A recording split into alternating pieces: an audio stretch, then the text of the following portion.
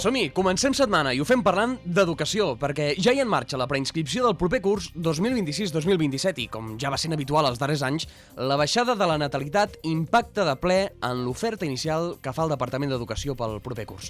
Hola, Esther Rovira. Hola, Eudald. L'infopodcast del 9-9, amb Eudald Puig. Esther, hem de dir que el que s'ha publicat és la previsió inicial que el Departament fa a partir del padró de cada municipi. Exacte, i per això fonts del Departament insisteixen en la provisionalitat de les dades, ja que aquestes poden variar una vegada es publiqui l'oferta final després d'aquest període de preinscripcions.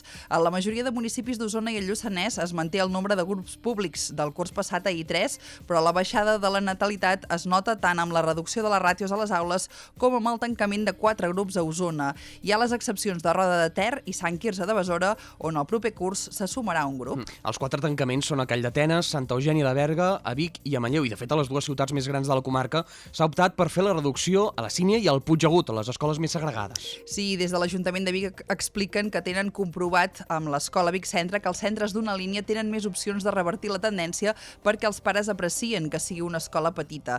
I ara s'ha fet aquest primer pas i de cara a l'any que ve s'intentarà que hi hagi un grup singular d'unes quantes famílies en plaça ordinària per tal que ajudi en aquest procés de desagregar-lo. En el cas de Manlleu, el consistori també destaca que l'oferta ajustada ajuda a fer un repartiment més equitatiu d'alumnes. A Vic, la davallada de la natalitat donaria per reduir 2 grups, però s'ha optat per començar només per un. Sí, la regidora Elisabet Franquès ha explicat al 9-9 que es va considerar que quedaria molt just i carregat i per això al final només se'n treu un i la ciutat en tindrà 20, 9 de públics i 11 de concertats.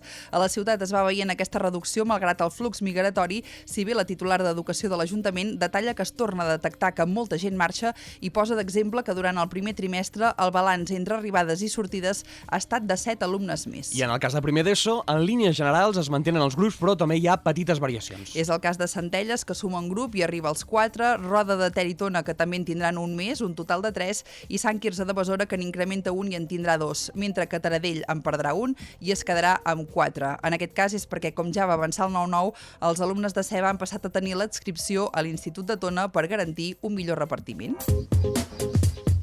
I avui, on anem? Esther, l'agenda ens porta cap a Manlleu. Sí, encara queden actes en el marc del 8M i aquesta tarda a 2:45 de a la plaça Fra Bernadí es farà l'espectacle Somnis de Poeteses, que és una obra poètica i musical amb la veu de Meritxell Puigdevall i la guitarra d'Andrés Bastiani. Doncs perfecte, Esther, moltíssimes gràcies. Nosaltres tornem demà. Que vagi bé. Adéu. L'infopodcast del 9-9, una coproducció del 9FM i La Xarxa.